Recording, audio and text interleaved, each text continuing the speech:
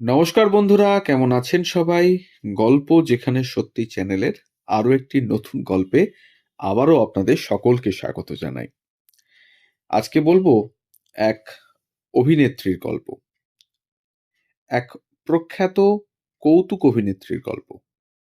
40-এর দশকে বলিপাড়ায় পা রেখেছিলেন সেই অভিনেত্রী, যার নাম উমা দেবী খাত্রী। হিন্দি ফিল্ম জগতে 5 দশক সময় কাটিয়েছিলেন তিনি এবং নেপথ্য কণ্ঠশিল্পী হিসেবে প্রচার পেলেও হিন্দি ছবির প্রথম কৌতুক অভিনেত্রী হিসেবে অভিনয় করেছিলেন তিনি। বলি অভিনেতা দিলীপ কুমারের হাত ধরে এই উমা দেবী থেকে তিনি একটি অন্য নামে বিখ্যাত হয়ে ওঠেন। এখনই নামটা বলছি না, তাহলে শুনতে থাকুন গল্প যেখানে সত্যি, উমা দেবী খাত্রীর জীবন কথা। ইন্ডাস্ট্রি মুখ ফিরিয়ে নেওয়ার কারণে শেষ জীবনে কিন্তু অর্থাভাবে দিন কাটাতে হয়েছে এই অভিনেত্রীকে। 1923 সালের 11ই জুলাই বর্তমান উত্তরপ্রদেশের আমরোহী জেলার একটি গ্রামে জন্ম উমাদেবীর। শৈশবেই বাবা, মা এবং ভাইকে হারান তিনি। এক পুরনো সাক্ষাৎকারে তিনি বলেছিলেন, আমার তখন 2.5 বছর বয়স। তখন জমি দখলের লড়াইয়ে বাবা, মা, ভাই 3জনেই মারা যান। তাদের কারো মুখই আমার আর এখন মনে পড়ে না। আলিপুর নামে একটি গ্রামে থাকতাম, শুধু এইটুকুই মনে রয়েছে। ছোটবেলা থেকেই অর্থাভাবে দিন কেটেছিল উমাদেবীর। দুবেলা কোনো রকমে ভাত জোটানো দুষ্কর হয়ে উঠত। সেই সময় আখতার আব্বাস কাজী নামে এক সরকারি কর্মচারীর সঙ্গে আলাপ হয় উমাদেবীর। আখতারই তার জীবনে এগিয়ে যাওয়ার অনুপ্রেরণা যোগান এবং দেশভাগের সময় আখতার পাকিস্তানের লাহোরে চলে গেলে আবার একা হয়ে পড়েন উমাদেবী।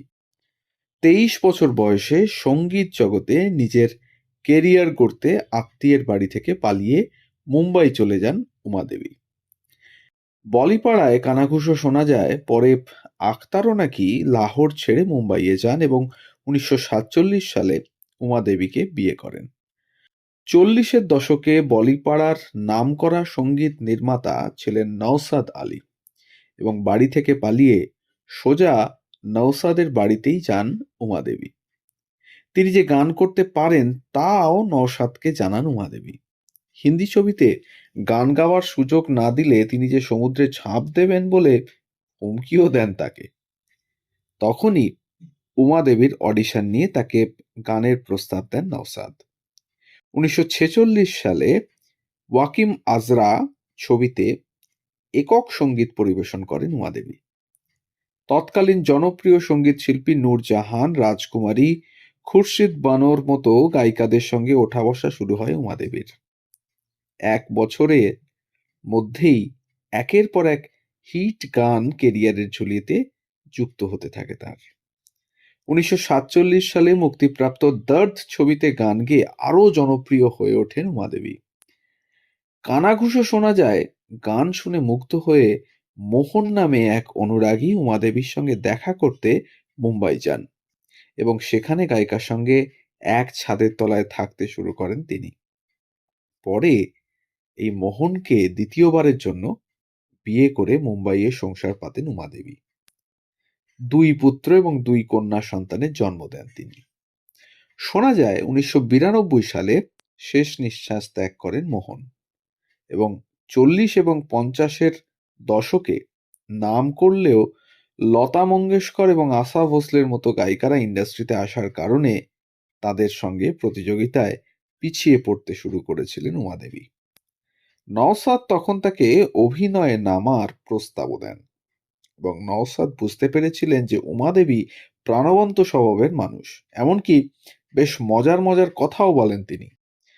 কৌতুকাভিনেত্রী হিসেবে অভিনয় জগতে উমাদেবীকে নিজের কেরিয়ার শুরু করার পরামর্শ দেন নওশাদ, কিন্তু উমাদেবী জেদ ধরে বসেন যে তার কেরিয়ারের প্রথম ছবিতে তিনি দিলীপ কুমারের সঙ্গেই অভিনয় করবেন। নওশাদের কাছের বন্ধু ছিলেন দিলীপ কুমার এবং কথা বলার পর দিলীপ কুমার তার ছবিতে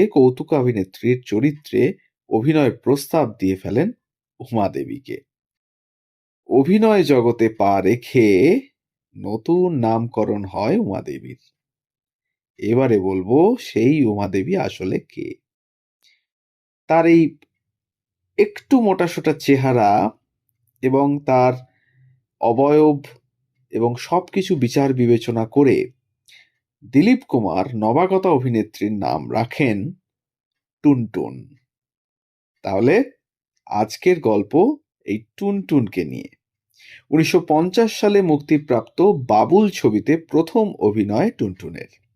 এই ছবিতে দিলীপ কুমার এবং নার্গিসের সঙ্গে অভিনয় করতে দেখা যায় তাকে। 60 এবং 70-এর দশকে বলিপাড়ার নামকরা কৌতুকাভিনেত্রী হিসেবে বেশ জনপ্রিয় হয়ে উঠেছিলেন তিনি। গুরুদত্তের আর পার, পেয়াসা, মিস্টার অ্যান্ড মিসেস 55-এর মতো একাধিক হিন্দি ছবিতে অভিনয় করেছেন টুনটুন।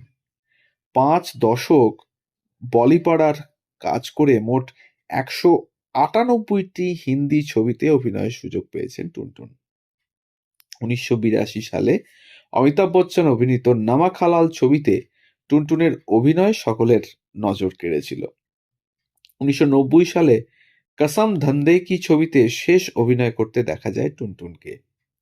2003 সালের 23শে নভেম্বর মুম্বাইয়ের আন্ধেরিতে 80 বছর বয়সে মারা যান টুনটুন, মানে উমাদেবী খাত্রে। বলি প্রযোজক অভিনেতা শশী রঞ্জনকে দেওয়া এক পুরনো সাক্ষাৎকারে টুনটুন জানিয়েছিলেন যে তিনি খুব খারাপ পরিস্থিতিতে ছিলেন। যে বলিউডে তিনি এত সময় কাটিয়েছেন সেই বলিউডই তাকে ভুলে গিয়েছিল। শেষ জীবনে অর্থাভাবে তিনি দিন কাটাতেন। বলিপাড়ার প্রথম কৌতুক অভিনেত্রী। অসুস্থ থাকাকালীন প্রয়োজনীয় ওষুধপত্র কেনারও টাকা ছিল না তার। খাওয়া দাওয়ার খরচ কোনোভাবে জোগাড় করতেন তিনি। এমনকি এরকম দিনও গেছে যে তিনি খেতেও পাননি। টুনটুনের পরিস্থিতি দেখার পর সাক্ষাৎকার দেওয়ার জন্য পারিশ্রমিক হিসাবে 25,000 টাকাও অভিনেত্রীকে দিয়ে এসেছিলেন শশী রঞ্জন। ভাবা যায় আমাদের দেশের এত গুণী মানুষদের এরকমও মানে পরিণতি হতে পারে। এই পরিণতি শুধুমাত্র টুনটুনের ক্ষেত্রেই হয়েছে তা নয়, আরো অনেক প্রথিতযশা শিল্পীদের এইভাবেই হয়তো অর্থাভাবে শেষ জীবনটা কেটেছে বা কাটছে এখনো। তাই আপনাদের কাছে অনুরোধ, যদি এরকম কোনো অভিনেতা অভিনেত্রী বা গুণীজনদের এইরকম অবস্থা দেখেন, তাহলে একটু সবাই মিলে আমরা এগিয়ে আসার চেষ্টা করি, যাতে ওনাদের এই গুণের যথার্থ বিচার ওনারা পান এবং শেষ জীবন থেকে শুরু করে সারা জীবনই যেন ওনারা ভালোভাবে তাদের জীবনটা অতিবাহিত করতে পারেন। তাই আজকে রইল আপনাদের জন্য টুনটুনের গল্প, এক বিরল অভিনেত্রীর গল্প, বলিউডের প্রথম কৌতুক অভিনেত্রীর গল্প। আমাদের গল্প যদি ভালো লাগে তাহলে আবারও মনে করিয়ে দিই, আমাদের চ্যানেলটিকে সাবস্ক্রাইব করে একটু পাশে থাকবেন আর বেল আইকনটিকে প্রেস করতে ভুলবেন না, যাতে আমাদের রোজকার নিত্য নতুন গল্প সরাসরি খুব তাড়াতাড়ি আপনাদের কাছে পৌঁছে যায় তার জন্য। আর যদি ভালো লাগে একটা লাইক, কমেন্ট আর শেয়ার করতে ভুলবেন না। তাহলে ভালো থাকুন, সুস্থ থাকুন আর শুনতে থাকুন গল্প যেখানে সত্যি। আমরা থাকছি প্রতিদিন ঠিক সকাল 9টা থেকে 9টা 30 মিনিট। ধন্যবাদ।